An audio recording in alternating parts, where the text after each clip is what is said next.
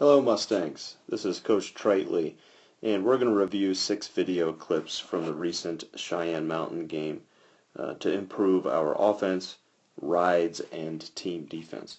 So let's start with an offensive clip. We have 6 players, 5 of them are shown in the view here. We're in our 4-2 formation, or 42. There are 2 players down on the pipes, 1, 2, 3 across the top, and there's 4 just off the screen to the left here. We use this formation for perimeter passing. And what you're going to hear is Coach Evan call for 23, which is when we move from our 4-2 formation into a 2-3-1. So you heard Coach just call it there. Ball is currently here. So as this pass comes down, we're now going to move into our 23 formation. Ball is going to come back up and around down to here, and then we're going to run Calypso out of the 23. But the first thing I want you to notice is you have to run full speed off ball with every opportunity on offense. And right now we're going to play this in slow-mo. So we've already called for 23. This ball is going to come back up to the top, and as it does, take slow-mo off here.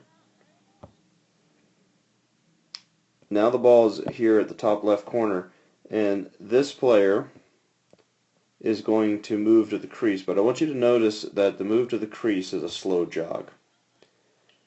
And that just doesn't set the defense off balance at all. And so if we move aggressively, then what usually will happen is some of the other off-ball defenders will see, excuse me, I'm going to use blue for the other team. These 2 off-ball defenders, if they're aware of a hard cut to the crease, then they're going to be more prone to dropping in to help, which allows our off-ball players to be more open. So we have to run full speed off-ball. Now, as the ball comes up here, you're going to hear Coach call for Calypso like he just did. So now that we've called Calypso, then the ball has gone from top left corner on a swing pass to the top right corner. What's supposed to happen is the crease player pops out and sets a pick for the left wing, who comes in and cuts around that pick. But notice that doesn't happen here. And since nothing happens, we end up running a Pondo dodge, which is a good way to create offense. And so this is an alley dodge coming down from the top right corner, but also notice that this wing attackman does not clear out during the alley dodge, and because of that, the dodge gets past the first defender and right into the teeth of 2 other defenders. So we had an adjacent slide and a crease slide that prevented us from getting off a shot. So again, there's nothing wrong with being creative on offense. In this case, the creativity came from an alley dodge at the top right corner because the Calypso play was not run correctly. There was no pick over here and no cut through to the ball. So the player decided to run an alley dodge, which is a fine way to be creative. However, it didn't work because the wing attackman didn't read that situation and react to it by clearing out. The next clip.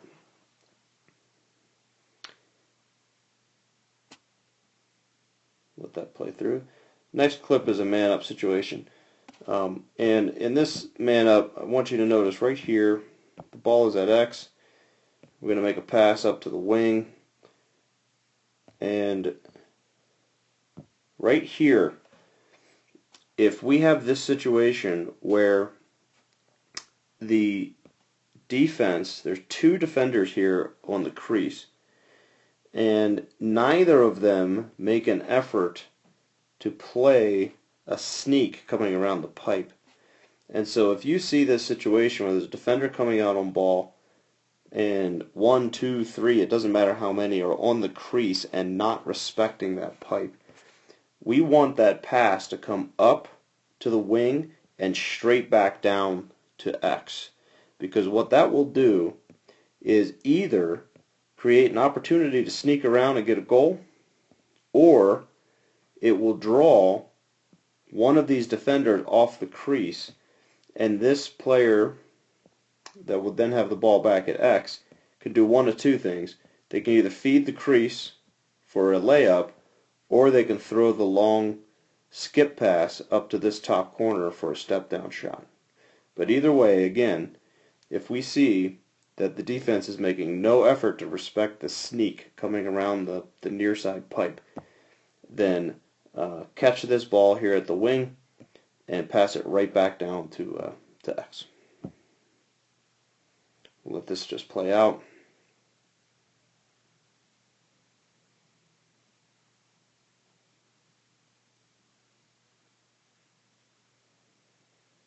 Alright, clip number 3, starting location for dodges. So we're going to run a Mustang on this play from the top left corner.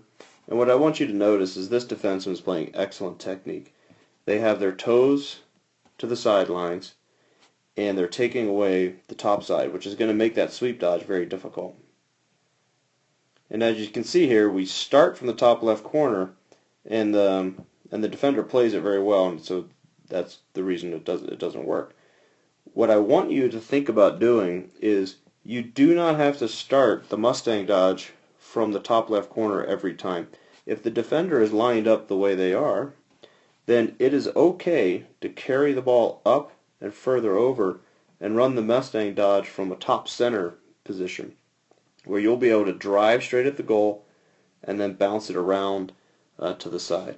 The dodge does not have to start from this location every time. And if this dodger were to carry the ball up and around and reset in a top center location, there's a good chance that this defender, instead of having his feet to the sideline, would reposition himself so that his feet were facing upfield. And that's the key to winning in a sweep dodge. Let this play through one more time. We'll go to clip number 4, which is a ride. So in this play, ball just came down to the wing. We're going to take a shot, and their goalie's going to make an excellent save. And now we're riding. The key, as you can read at the top of the screen, do not slide upfield on a ride. Now, the Cheyenne Mountain team, they have somebody who's going to come in from the bench off camera, and that's going to be a midfielder. Or no, that's actually an attackman who crosses the midfield line. But they still have someone off camera. Here's a midi. Here's a midi. Defense, defense, defense. So we're going to track the midfielders here. Notice that this midi runs straight upfield, but we have a midi who's playing very tight to him, or close enough, which is good. They have another midi here, and our midi is playing them, again, tight enough. We have a free midi here. And if you're a free midi, you have to identify that situation and keep dropping back until you can find one of the other team's midfielders, so that we're matched up midi on midi. So this player right here is actually an attackman who's going to cross over the midfield, and the goalie makes a long pass to that person. So in this instance, this is now an attackman. This is the defenseman who's covering that attackman. And so we're still matched up pretty well. Nonetheless, this midfielder starts to move in this direction to play it, which is fine. Where we fail in this is that midfielder is going to continue to run upfield without the ball, and this midfielder, who was previously playing him tight, is going to leave and slide upfield to pick up the ball carrier. And when he does that, that ball carrier is going to pop the ball over top to this midi, who's then going to generate a fast break. So if we watch this play out, slide upfield, they pass to the open man, and they get the goal. Whenever you slide upfield in the transition area, which is between the restraining lines, inevitably we end up having inadvertent double teams. So here's one opponent with the ball. Here are 3 Mustangs playing that one person. And so again, they end up having an open person down here. And so now they end up with a 3-on-2 or a 4-on-3, and ended up getting a goal. It looks like they've got a 1, 2, 3 versus our 1, 2. And with a 3-on-2 situation like that, they get a layup goal. Again, do not slide upfield during a ride. 2 more clips on defense. So we have 2 defenders back here who are going to play pretty good defense against these 2 attackmen. They run a pick game in the back. This attackman is going to carry this way and then pass back to his teammate, who's going to redodge right here. So now, ball's here. This player is going to get around our defenseman, and the hot slide, which is coming adjacent because we don't have a crease right now, this adjacent slide is just going to be a couple fractions of a second late. So right here, I'll put this in slow-mo. Right here I want you to notice this player, this opponent has gotten past us. Not by a lot, but just a half step or a full step is all that's needed to generate the slide. If we draw a line for goal line extended, I'll do that in green here. This is goal line extended. And you can see that the slide that comes from here does not arrive until the attackman is about 3 yards above goal line extended. Goal line extended is about here. You can see that attackman's feet, are on or about there. It's about 3 yards above, and that's just enough to be able to get the goal. So again, we have to slide so that you meet the dodger at the roof, the walls, or in that case, the floor. Now another example, we have a defenseman on ball back here, and this defenseman is going to slide. Now right now, they only have 5 players on the field in those locations. I think we were playing man-up defense in this case.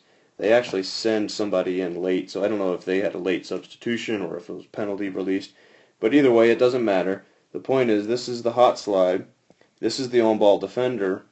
And even though the Dodger does not have much of a lead because our defenseman takes a straight line approach to goal line extended, nonetheless, we get the slide, and the slide does meet the Dodger at goal line extended. So see how the slide fires out, goal line extended here, and meets that Dodger, turns him away. Dodger ends up choosing to make a poor feed because of the timing of the slide. And that's what we want. We want to cause the offense, because we slide in time to meet the Dodger at the walls, the roof, or the floor, we want them to attempt to make forced feeds or pull out and reset their dodge or make a similar choice that gives us an advantage. I hope this helps us improve in between games. Thanks for watching, guys.